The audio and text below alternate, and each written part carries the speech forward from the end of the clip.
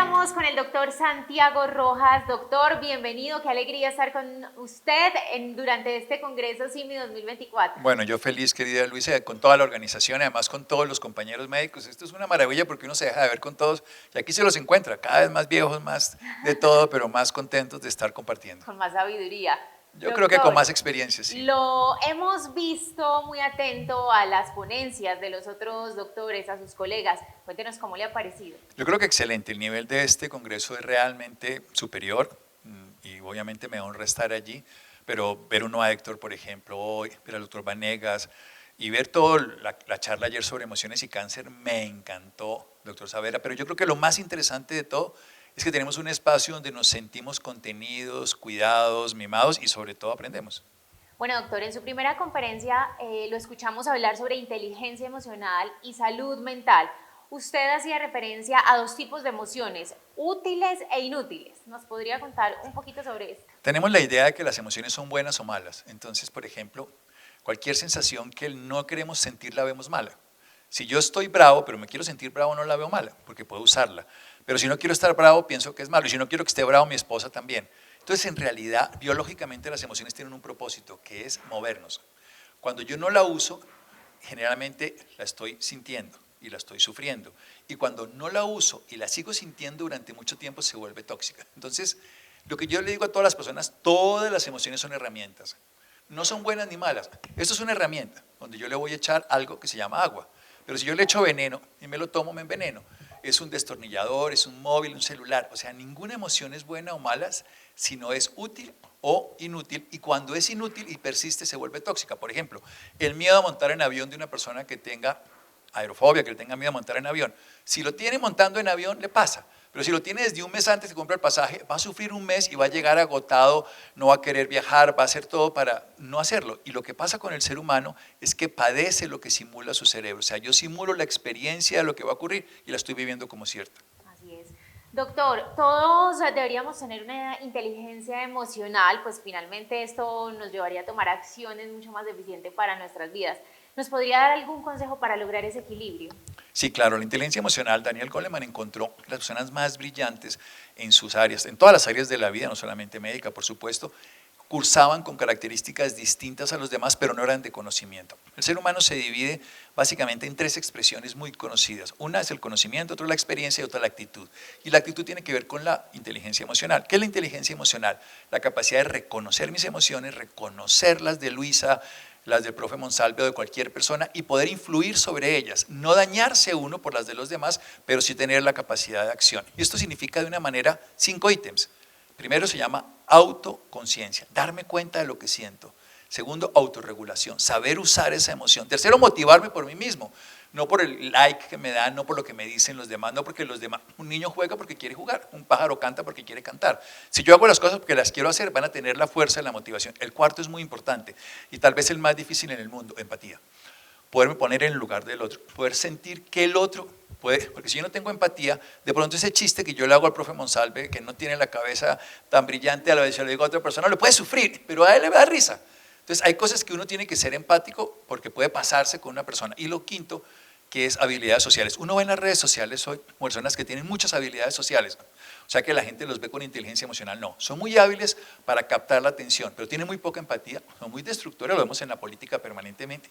La motivación depende de los likes y del resultado de los demás y no tienen autorregulación, salen y se insultan y todo. Entonces hoy hay una gran carencia de inteligencia emocional en los líderes de la opinión, en las personas que están en el público y nosotros como médicos, como líderes de nuestro pequeño sistema terapéutico, tenemos que trabajar. Para mí eso es una función esencial del ser humano que desarrolla la inteligencia emocional porque las emociones y los sentimientos mueven a las personas. Doctor, esto deberíamos comenzarlo a trabajar entonces desde niños.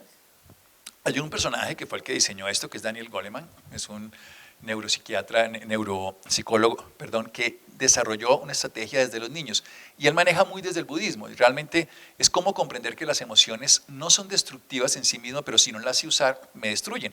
La ira, por ejemplo, es una emoción que nos destruye porque es una rabia acumulada, o sea, nadie se pone iracundo si no ha acumulado rabia. Si yo tengo la rabia y me voy a hacer en un gimnasio, toda la rabia la vuelvo deporte. Si yo tengo rabia y la vuelvo algún tipo creativo, toda la rabia la vuelvo arte.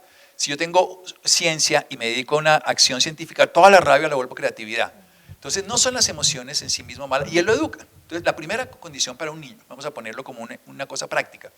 Lo primero es, dime qué sientes, pero no le pongamos nombre. ¿Estás bravo? No, yo siento que la barriga me hace así y siento que me molesta el pecho. ¿Y qué sientes? Bueno, cuando ya lo puedo sentir, lo puedo usar. Yo no puedo usar tu celular porque no lo tengo en mis manos. No puedo usar tu tablet, pero si la tengo en mí, la puedo usar. Entonces tengo que primero sentirlo, pero cuando yo le pongo un nombre o le pongo un no lo debo sentir, inmediatamente entro en conflicto. La primera característica fundamental que le podemos decir a un niño es, ¿qué sientes? ¿Cómo te sientes con eso? Y ¿qué podemos hacer con eso que sientes? ¿Tengo ganas de llorar? Bien, llora. Ahora, ¿cómo te sentiste con eso que hiciste? O sea, es una reflexión permanente de lo que sentimos y lo que hacemos con lo que sentimos para que nos hagamos dueños de nuestras emociones. Esa es la clave de la inteligencia emocional. Tengo una capacidad de usar mis emociones. Si las uso, le voy a dar un buen uso, porque las emociones son el caballo de la carreta. ¿Qué quiere decir esto? Sin caballo la carreta no se mueve. Pero si el caballo se desborda, rompo la carreta, que es el cuerpo.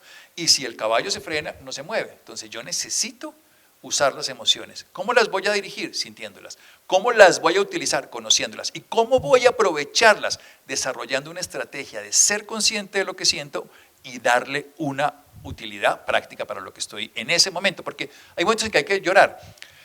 Yo les decía el otro día a unos alumnos, ¿reírse es bueno o es malo? No, es bueno. Le digo, bueno, pues estamos en un entierro y entonces nos vamos a reír.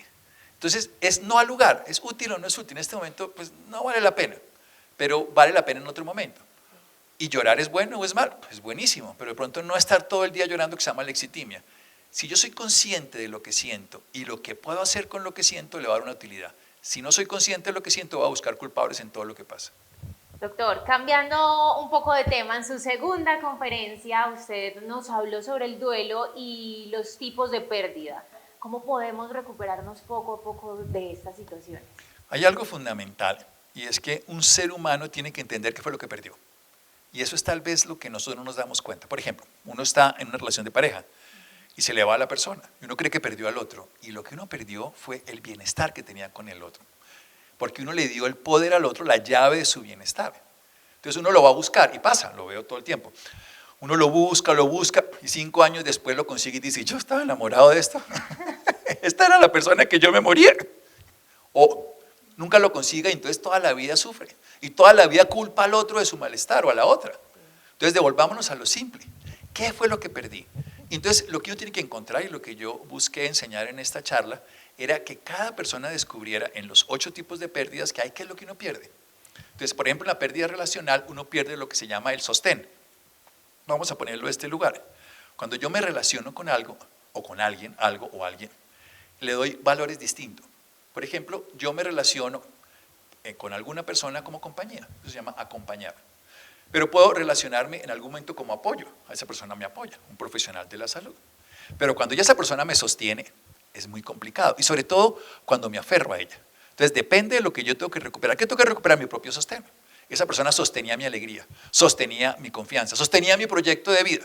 Tengo que recuperar mi propio sostén. Y ese es el proceso de duelo. Hacerse cargo de uno mismo y recuperar lo perdido. ¿De qué me hago cargo?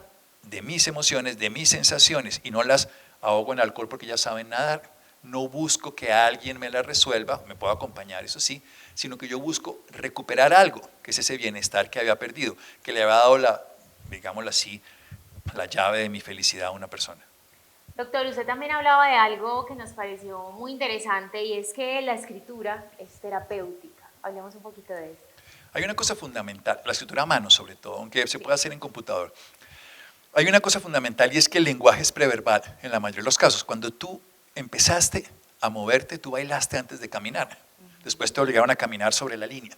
Cuando tú empezaste a escribir, te saliste de la raya, pintaste antes que escribir. Y cuando tú empezaste a hablar, fue a hacerlo con sonidos guturales y con canto. O sea, el arte está antes que lo racional y lógico.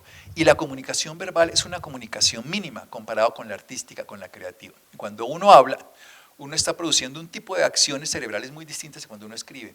Cuando uno escribe siente mucho más.